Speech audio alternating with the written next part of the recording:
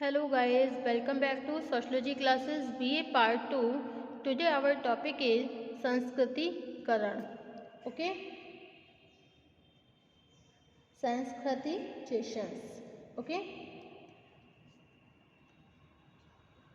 M.N.. Srinivas के अनुसार संस्कृतिकरण परिवर्तन की वह प्रक्रिया है जो हमारी वर्तमान सामाजिक व्यवस्था में अनेक ऐसे परिवर्तनों को स्पष्ट करती है जिनका परंपरागत संस्कृति में कोई स्थान नहीं था।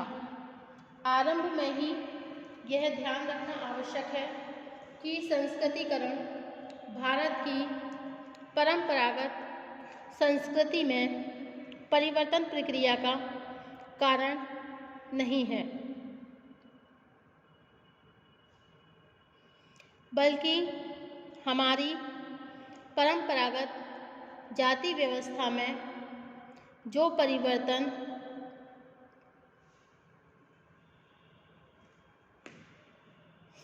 हो रहे हैं, संस्कृतिकरण उन्हीं परिवर्तनों को स्पष्ट करने वाली प्रक्रिया है। बहुत सरल शब्दों में यह कहा जा सकता है कि संस्कृतिकरण परिवर्तन की वह प्रक्रिया है जिसके अंतर्गत निम्न जातियाँ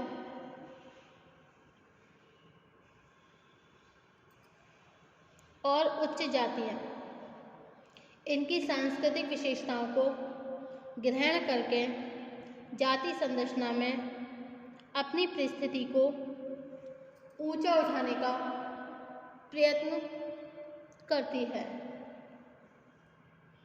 परंपरागत रूप से जाति व्यवस्था की प्रकृति बंद थी, जिसने किसी भी व्यक्ति को अपनी जाति के लिए निर्धारित व्यवहार के नियमों, आनुवंशिक व्यवसाय और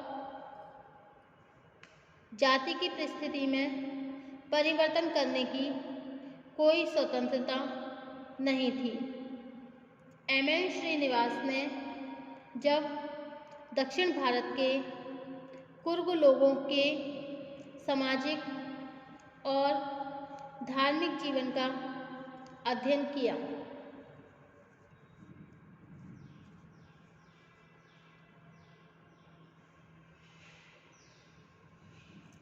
तो उन्होंने पाया कि जिन निम्न जातियों में पहले मांसाहार, शराब, विधवा पुनर्विवाह और पशु बलि का प्रचलन था, उन्होंने व्यवहार के उन तरीकों का विरोध करके ब्राह्मण जातियों के सांस्कृतिक व्यवहारों को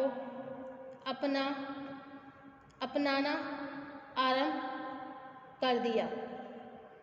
इसका उद्देश्य उच्च जातियों के व्यवहारों का अनुकरण करके अपनी सामाजिक स्थिति को ऊंचा उठाना था। इसी कारण श्रीनिवास ने आरंभ में इस प्रक्रिया को ब्राह्मणीकरण के नाम से संबोधित किया।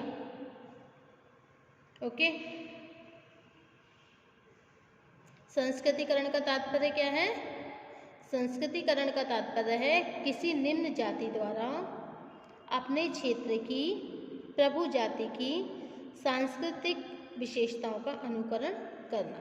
Okay, in other word we can say that Sanskritisation is the process by which a low Hindu caste or tribal or other groups changes its custom, rituals, ideology and way of life in the direction of a high and frequently twists bone cast, according to M.N. Srinivas. M.N. Srinivas ने कहा है कि संस्कृतिकरण वह प्रक्रिया है जिसके द्वारा कोई निम्न हिंदू जाति या जनजाति अपने से उच्च किसी जाति और प्रायः द्विज जातियों के समान ही अपने रीति रिवाज, कर्मकांड, विचार और जीवन शैली को बदलने लगती है। ओके, दूसरे शब्द में कह सकते हैं आज निम्न जातियाँ सामाजिक और धार्मिक जीवन में बेसभी व्यवहार करने लगी हैं जिनकी अनुमति केवल उच्च जातियों को दी जाती थी। उदाहरण के लिए जनेऊ धारण करना, शाकाहारी भोजन करना, सोने चांदी के आभूषण पहनना तथा धार्मिक कर्मकांडों का पालन करना, इसी तरह के व्यवहार हैं। ओके, संस्कृतिकरण का संबंध निम्न जातियों अथवा उच्च जातियों के सभी तरह के व्यवहारों का अनुकरण करने से नहीं है। संस्कृतिकरण केवल उन परिवर्तनों को स्पष्ट करती है जिसके अंतर्गत निम्न जातियों द्वारा उन सांस्कृतिक परंपराओं का पालन किया जाने लगता है जिनका संबंध हिंदुओं की बृहत परंपराओं, ग्रेट ट्रेडिशंस से रहा है। उदाहरण के लिए पाप पुण्य, कर्म संबंधी विश्वास, संस्कारों की मूर्ति, मोक्ष संबंधी विश्वास तथा त्योहारों को मनाने के तरीके कुछ ऐसी सांस्कृतिक विशेषताएं हैं जिनका संबंध हिंदुओं की बृहत परंपराओं से रहा है। जब निम्न सामाजिक स्थिति वाली किसी जाति के लोग इन परंपराओं के अनुसार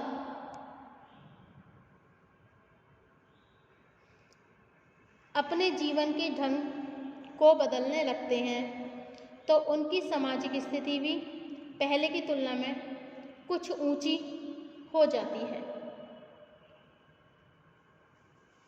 सांस्कृतिक विशेषताओं में होने वाले परिवर्तन की इस प्रक्रिया का नाम संस्कृतिकरण है। भारत के विभिन्न भागों में आज भी बहुत जनजातियों में संस्कृतिकरण की प्रक्रिया का स्पष्ट रूप देखा जाता है।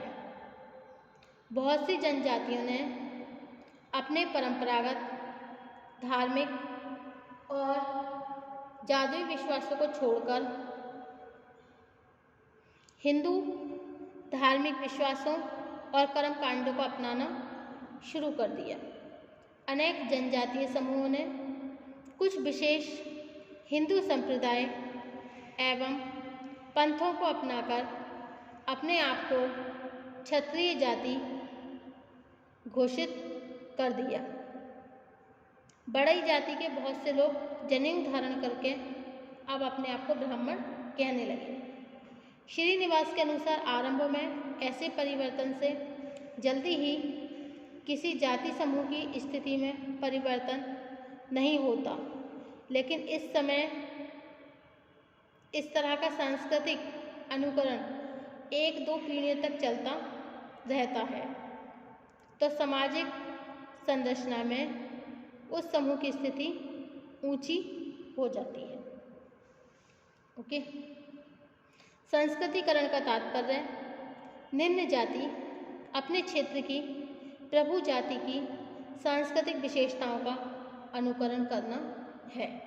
प्रभु जाति का तात्पर्य ब्राह्मण या द्विज जाति से नहीं होता। श्रीनिवास के शब्दों में प्रभु जाति कोई भी वह जाति है जो किसी गांव या क्षेत्र में अधिक संख्या के कारण सबसे ज़्यादा शक्तिशाली होती है और आर्थिक और राजनीतिक रूप से जिसमें अपने प्रभाव का उपयोग करने की क्षमता होती है। यह आवश्यक नहीं है कि परंपरागत जातीय संस्करण प्रभु जाति कोई उच्च जाति ही हो। उदाहरण के लिए भारत के क्षेत्रों में अहीर, जाट, गुज्जर, राजपूत, रेड्डी आदि अनेक ऐसी जातियां हैं जो आर्थिक, राजनीतिक रूप से बहुत प्रभावशाली हैं। निम्न जातियां उनकी जीवन शैली का इसलिए अनुकरण करने लगती हैं जिससे उनकी सामाजिक स्थिति भी ऊंची उठ सके। ओके, अब नेक्स्ट है आपका characteristics of Sanskritisation. Professor M N. Srinivas ने संस्कृति की अवधारणा की विशेषताएं इस प्रकार से बताई हैं। नंबर 1, संस्कृतिकरण वह प्रक्रिया है जो निम्न जातियों की परंपरागत सामाजिक परिस्थिति में होने वाले परिवर्तन और सुधार को स्पष्ट करती है। नंबर 2 है संस्कृतिकरण कुछ बाहरी दशाओं का परिणाम नहीं है।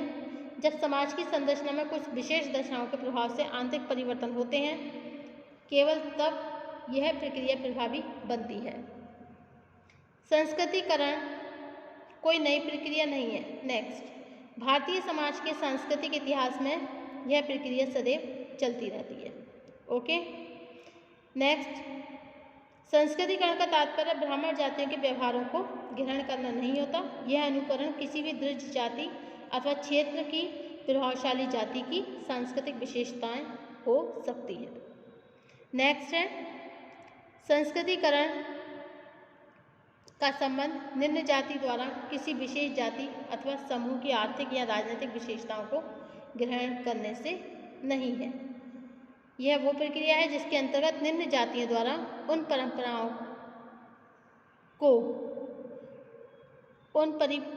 का अनुकरण किया जाने लगता है जिनका प्रचलन कुछ समय पहले केवल उच्च जाति में था। जनेऊ धारण करना, कर्मकांड के अनुसार संस्कार करना, शाकाहारी भोजन करना, अपवित्र पेशों से दूर रहना, तीर्थ यात्राएं करना, परंपरागत ढंग से त्योहार, व्रत आदि को पूरा करना, इसी तरह के आचरण हैं। ओके, अब नेक्स्ट है संस्कृति को प्रोत्साहन देने वाली दशा। Okay, conditions encouraging Sanskritisation. First इसमें है तीर्थ स्थान अथवा मठ। सेकंड है यातायात व संचार के साधन। थर्ड पश्चिमी शिक्षा। फोर्थ है आपका लोकतांत्रिक व्यवस्था। फिफ्थ है निम्न जातियों के विशेषाधिकार।